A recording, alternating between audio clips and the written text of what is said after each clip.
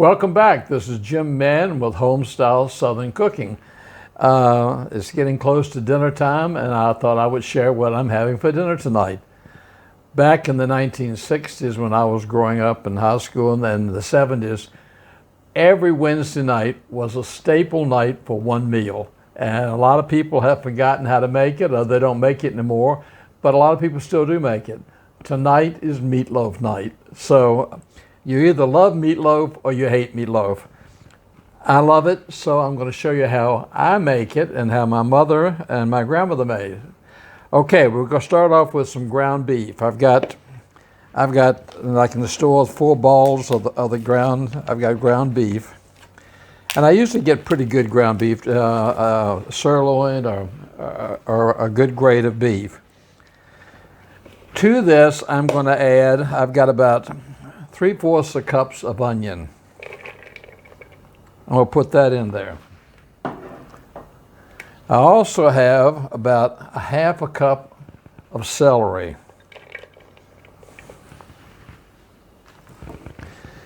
And I have maybe 1.5 cups of bell peppers. Now these are red and green bell peppers. It gives you some color.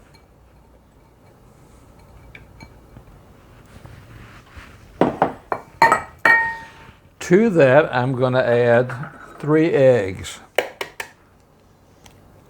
That's 1,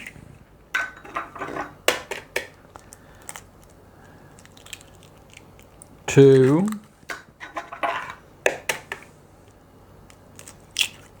3 eggs. Also to this, I'm going to add 1 cup of oatmeal. Now, some people use breadcrumbs. Some people use crackers. Just my grandmother, my mother always used a cup of oatmeal in it. So that's what I'm going to add to mine. I'm going to add a little bit of salt. I'm going to add just a little bit of pepper. I shouldn't say a little bit because, as you know, I love pepper. I'm going to add just a little bit of garlic powder.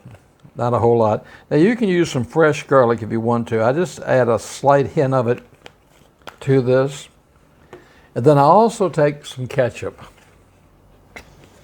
And I just give it a good squeeze of ketchup to start off, a good squeeze. And this is when the fun part begins. Make sure your hands are good and clean and washed. And this is when you really get into it. So we're going to get into it. And I'm going to start mixing all this up with the eggs and the bell peppers and the oatmeal, and get it all mixed up, mixed together. While I'm doing this, I'll tell you a story. When I was teaching school years ago with one of my co-workers, she made meatloaf every Wednesday night. And they were the days back when teachers actually had 20 minutes for a lunch break, and we could go to the teacher's lounge. Of course, that was your bathroom break, that was your coffee break, that was your lunch break. But we go there every day to have lunch. And I will tell you her name is Cindy, that's all. But Cindy knew how much I love meatloaf, and I didn't make meatloaf just for myself. So she started every Thursday bringing me a meatloaf sandwich. And that's one of the reasons why I think I make meatloaf, is for meatloaf sandwiches. The day after, I love to slice the meatloaf, put some mayonnaise on a bread, and make meatloaf sandwich. So I have such fond memories of those days at lunchtime. Every Thursday, I got to the point where I wouldn't pack my lunch because I knew that I was going to have a meatloaf sandwich waiting for me. And the days that she was out for Thursday, I was just out of luck. I didn't have lunch. But anyhow, okay, I've got this pretty well incorporated right now, and it's all mixed together. I'm going to take my dish, and I'll pour my meatloaf in here. Now,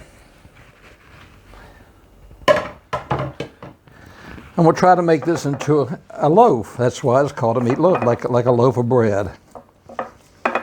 Give it a shape to it.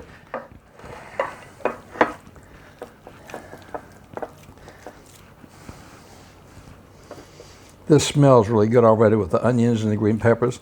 And really and truthfully, it's a whole meal to itself. And like I said, at one time, it was a staple in every household once a week. And usually Wednesday, it was a joke. Wednesday was meatloaf week, and they would serve it with scalloped potatoes or mashed potatoes. And okay, now that's kind of what it looks like when it's all pushed down. Now, what I'm going to do is I'm going to take my ketchup. Let me rinse my hands off just a little bit here. I'm going to take my ketchup. Then we get a spoon.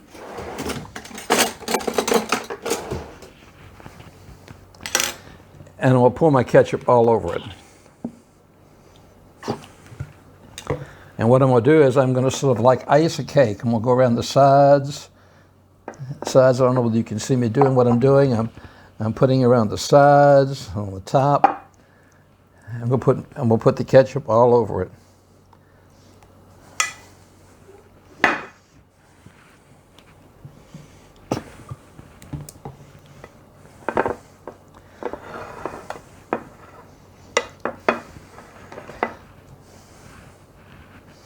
I've got my oven set at 350, and this will probably bake for about an hour, 50 minutes to an hour.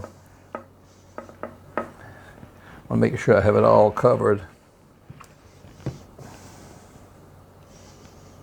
Okay, now something my grandmother did that I didn't, my mother didn't do. After they got this far, it usually went in the oven. But my grandmother would take bacon,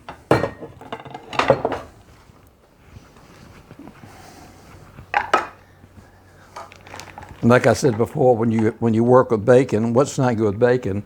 And she would make a crisscross pattern. And this would be really crunchy on the top when it came out of the oven.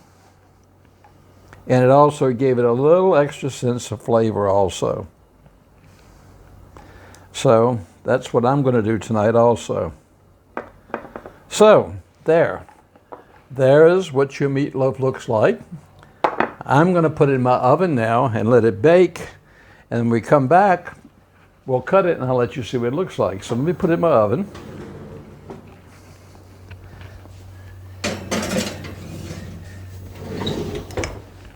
And I'll be back with you shortly, and we'll look at the meatloaf. Okay, the meatloaf's been in the stove about an hour, so let's get it out and take a look at it. It smells wonderful.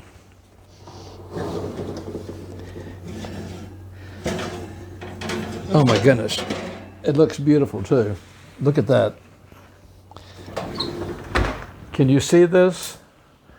The bacon is crispy on the top. Oh, the smell is incredible. This, like I said, this is a dish that people used to make all the time, and not many people make it anymore. So if you haven't made a meatloaf in a while, you need to make one. So let's just cut a little end off of it and take a look at it.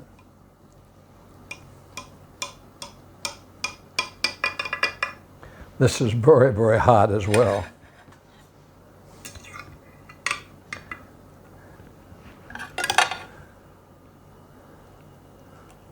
Maybe I need to get a spatula to help me get this out of here, because I don't want to get burnt. Look at that. You've got all the green peppers and the celery and everything in there. That's a whole meal in itself. You have the bacon on top. So if you haven't tried a meatloaf for a while, this is another recipe that you need to try. Once again, I want to thank you for inviting me into your home, and it's always good to spend time with you. And I'll ask you, if you like this, please hit subscribe, and if you hit the little bell beside it, you'll get updates every time I post something. And I'm at the point where I'm almost posting something daily every day. So I'm on Facebook too, if you want to follow me on Facebook.